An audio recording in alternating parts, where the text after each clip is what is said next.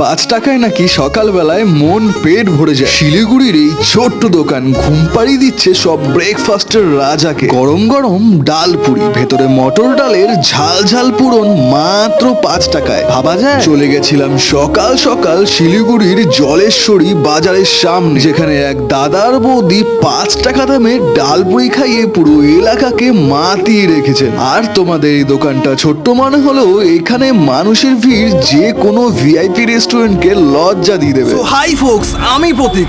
আজকে আমি খাবো 5 টাকা দামের ডাল পুরি।